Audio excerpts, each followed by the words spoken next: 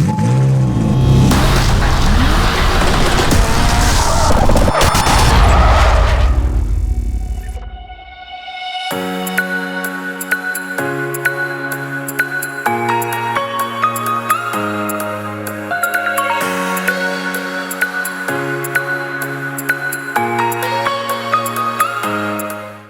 up everybody, Subaru fan here for another car review. This is of course the 2013 Subaru BRZ. Huge thanks to Robert for allowing me to review his awesome BRZ here for you guys today.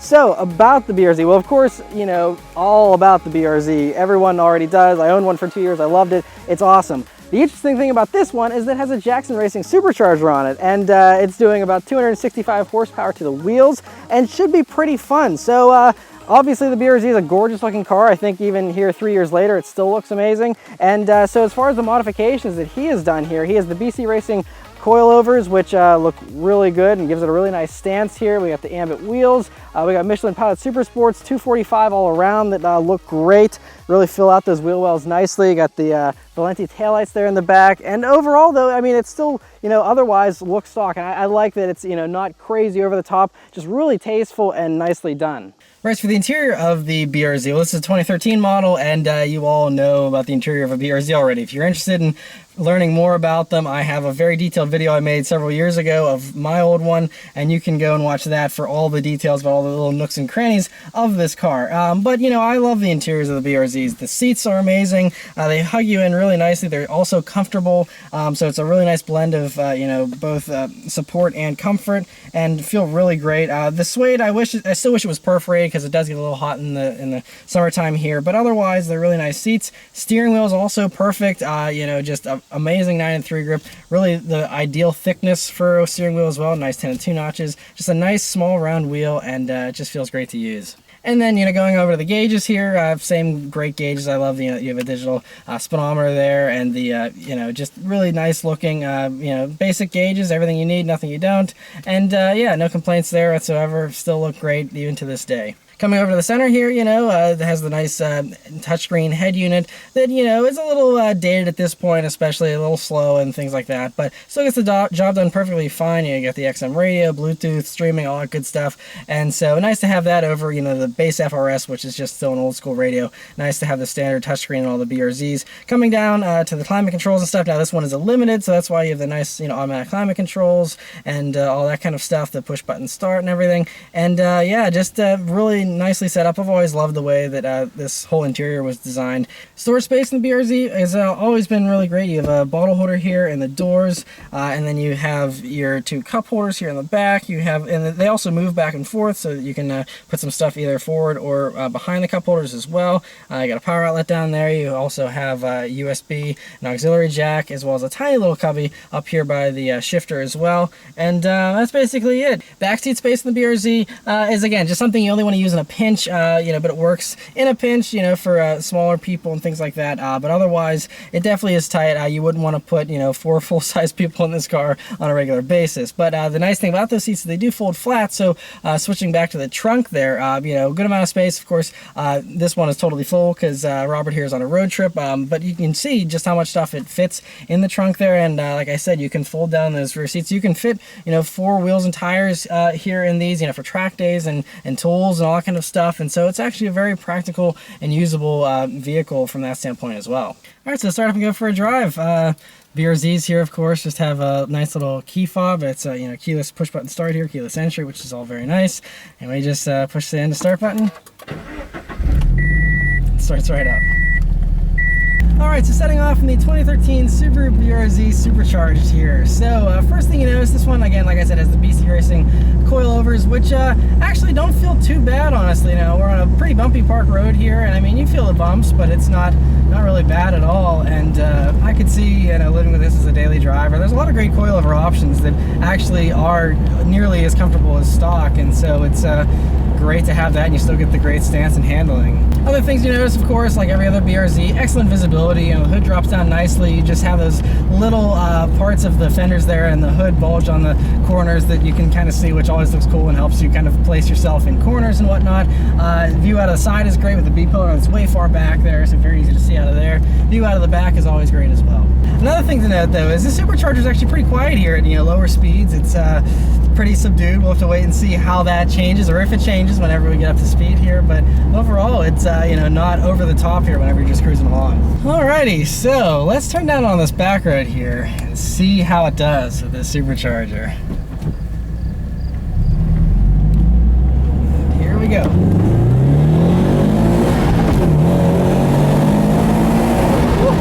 Okay, wow, it's got some good power here. So like I said, this is the Jackson Racing Supercharger. He dynoed this on a Mustang dyno at 265 wheel horsepower and around 200 wheel torque. So we're looking at well over 300 at the crank here, I think, and it feels every bit that fast. It feels awesome. So lots of good mid-range too. I'm just floating here at 3,500 RPMs, and it's still got really great punch. And otherwise, it's the same great BRZ characteristics. I absolutely adore the steering, weight, and the feel. It's just so precise and so natural. The brakes, you know, feel great. He also has some fluid in here, as well as Hawk HPS pads, which help to firm things up a little bit and give you a little more confidence there, because that is one weak part of the BRZ is the brakes, and these feel really nice. And grip galore, of course, because we got Michelin Pilot Super Sports 245 all around, and you know, grip way better than the factory Prius 215s do. So nice to have those. And coming up to this tight corner I always take, not going too fast here, but let's see how the body roll is. Not expecting any. Yep, and it just grips and it just stays buttoned down. And another acceleration here. Got a little second gear chirp there. This thing is quick.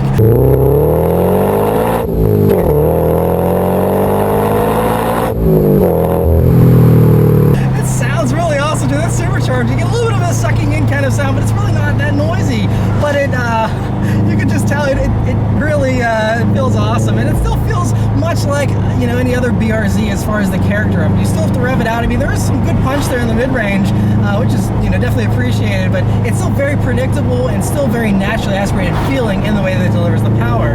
And this is honestly just the way a BRZ should be from the factory. If they had this kind of setup or this kind of power from the factory, I think they'd be selling way better, because it's just, it's a blast. But it's still, I mean, the chassis can handle it. It's not like it's overpowered at all, not even close, and just feels so competent, and really just takes it up another level and feels fantastic. And let's go for another acceleration here.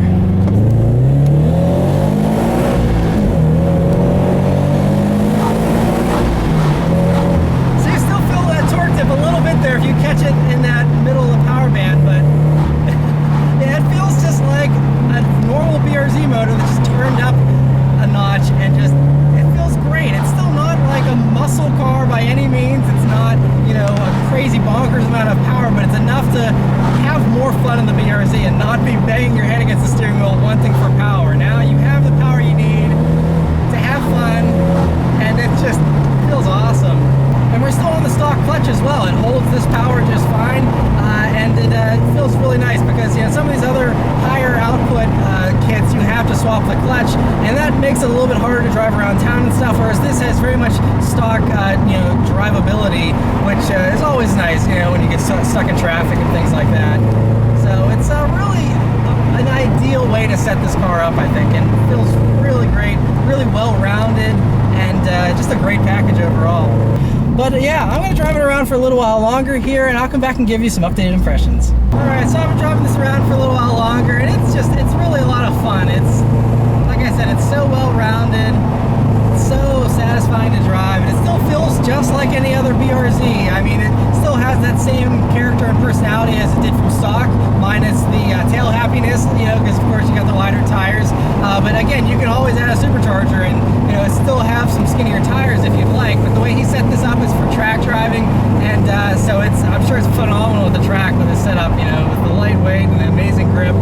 But it sounds great too. That's one thing I didn't mention before, was this car has the Borla unequal length headers, and then it has the pair-in exhaust, and it has the resonator in it as well. So actually, it's not that much louder than stock, and it's way quieter than the old exhaust I had on my BRZ. So it's really livable, and it sounds great as well, but it's not overbearing at all. And again, just really well done. It's a nice setup, and gives you all the pros of a good sounding exhaust without giving you any of the drone or ear bleeding. That mid-range though, it actually is really nice. I mean, because the Supercharger does mask the little torque dip that you have there in the stock BRZ, but it's still there. Like I said, it just feels so much improved. I don't know why Subaru won't give this car more power, because it just gets more and more fun the more power you add, honestly. It's really great. But yeah, that's about it, guys. You know, I mean, it handles so much better with the coilovers here. The power is great. The power delivery is so predictable and smooth, and really reliable too here with the Supercharger. And it sounds great. It looks great. Everything about this car is just, it's the total package, honestly. So huge thanks once again to Robert for allowing me to review his BRZ here. Like, again, so well done. Really just, it's great to be back in a BRZ too. I miss mine so much, and I think if I would have kept mine, this is something I would have done too, is done the Supercharger kit, because it's just definitely so much more fun this way. So anyway, huge thanks once again to him, and thank you guys very much for watching. I'll see you next time. Take care.